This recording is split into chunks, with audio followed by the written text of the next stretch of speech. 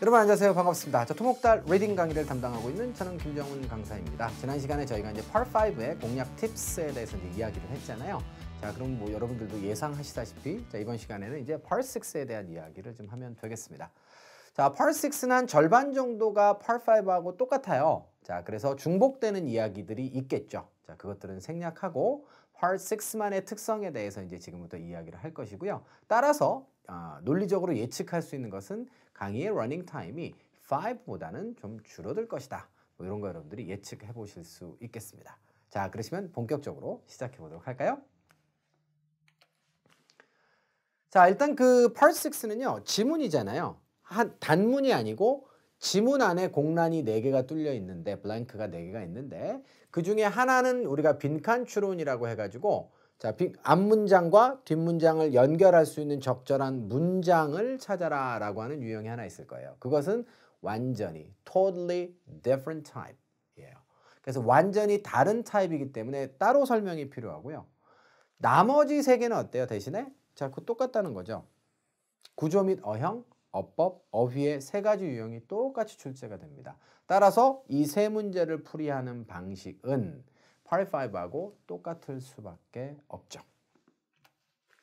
자, 그런데 한 가지 이제 단서가 있는데 뭐냐면 지문 안에 공란이 있기 때문에 그 단일 문장, 그러니까 단문만 가지고는 답을 낼 수 없는 경우도 있어서 이것이 유일하게 다른 문제풀이의 방식, 그 다음에 공략이 필요한 이유가 되겠습니다.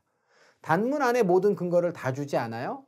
자, 그러면 이제 여러분들 중에 좀 빠른 학생들은 이렇게 나오겠군 이라고 예측할 수 있는 학생들도 있는 반면에 어떤 학생들은 구체적으로 도대체 해당 문장만으로 답을 못 낸다는 게 어떤 얘기야? 그러니까 아직도 궁금하신 학생들이 있을 수 있을 것 같아서 자상함의 끝판왕 아니겠습니까? EBS가. 그래서 여러분들께 예문을 좀 만들어 봤어요.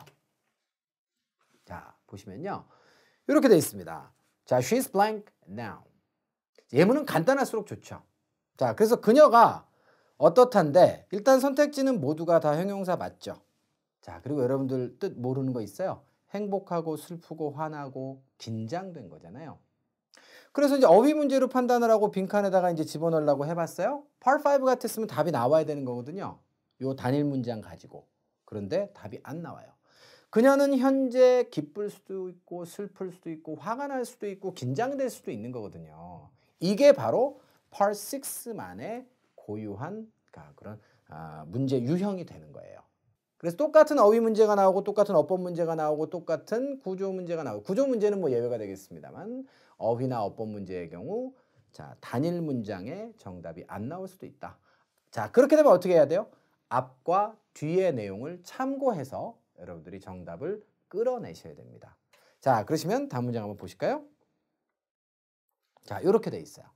자, 그러면 여기에 지금 뭘 집어넣어야 될까를 저희가 이제 찾아야 되는데 앞에 내용을 보니까 존이라고 하는 남동생이 입원했다 hospitalized last night 어저께 due to car accident 자동차 사고 때문에 이렇게 돼 있습니다.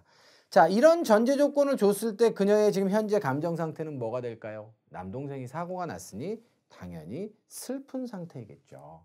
자, 따라서 여러분들 정답은 B번으로 고르면 된다는 거예요. 그러니까 Part 5 같은 경우에는 구조, 문법, 어휘라고 하는 3가지 유형이 출제됐을 때 해당 문장 안에서 죽이 되던 밥이 되던 모든 단서들이 등장을 하는데 Part 6 같은 경우에는 유일한 다른 점이 있다면 앞문장과 뒷문장을 참고해야 되는 어휘 문제와 어법 문제가 출제될 수 있다라고 하는 점을 여러분들이 아셔야 하고요. 특히 어법 문제 중에서는 시제를 정하는 문제가 자, 앞문장과 뒷문장의 단서가 있는 경우가 많이 있으므로 참고하시면 됩니다. 자, 따라서 Part 5보다 6가 어렵지는 않으나 왜 체감적으로 어렵게 느껴지냐라고 하면 해당 문장 아니라 앞문장과 뒷문장도 읽어야 되기 때문에 시간이 좀 오래 걸리는 측면이 분명히 있어요. Part 5보다는. 그러니까 학생들은 그것을 뭐라고 느끼냐면 Part 6가 어려워 라고 두려워하는 거예요.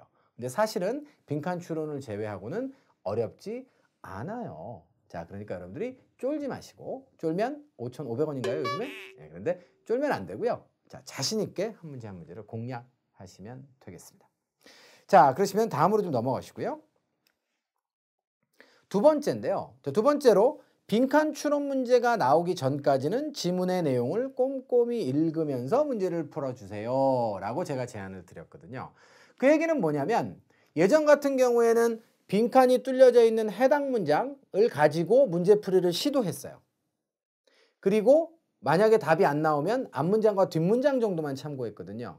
그런데 이제는 자, 빈칸 추론, 그러니까 앞문장과 뒷문장을 주고 가운데 어떤 내용의 문장이 들어갔으면 좋겠는지를 찾는 유형이 새로 추가가 됐잖아요. 자, 그 문제를 풀기 전까지는 글의 흐름을 여러분들이 정확하게 파악을 좀 하셔야 됩니다.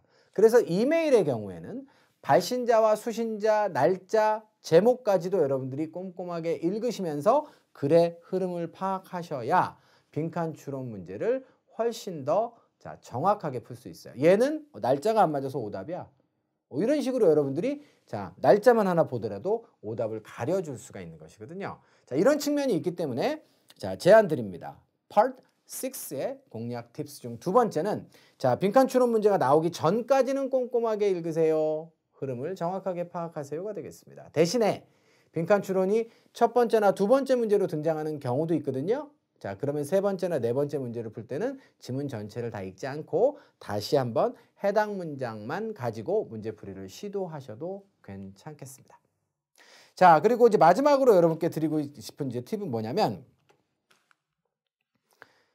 세 번째인데요. 답안지 작성이에요. 똑같습니다. 답안지 작성을 하실 때는 Part 5와 마찬가지죠. 몰아서 하시는 것이 맞습니다. 그래서 4개의 지문을 다 푼 다음에 그 다음에 한꺼번에 몰아서 뚜두두두둑 이렇게 답안지 마킹을 몰아서 하실 것을 제안을 드려요. 이제 여러분들 Part 6에 대해서 조금 더 구체적으로 어떻게 문제풀이를 하는 것이 좀 더 최적화된 방식인가, 좀 자신감이 좀 생기셨습니까? 그러시기를 바라고요. 저는 이제 한 강 더 남았네요. Part 7에서 여러분들을 다시 만나서 Part 7을 문제를 가장 잘 풀기 위해서는 어떤 공략 팁들이 있는지를 설명을 좀 드려보도록 하겠습니다. 그러시면 오늘의 강의는 여기서 마무리를 지어보도록 하죠. 수고하셨습니다.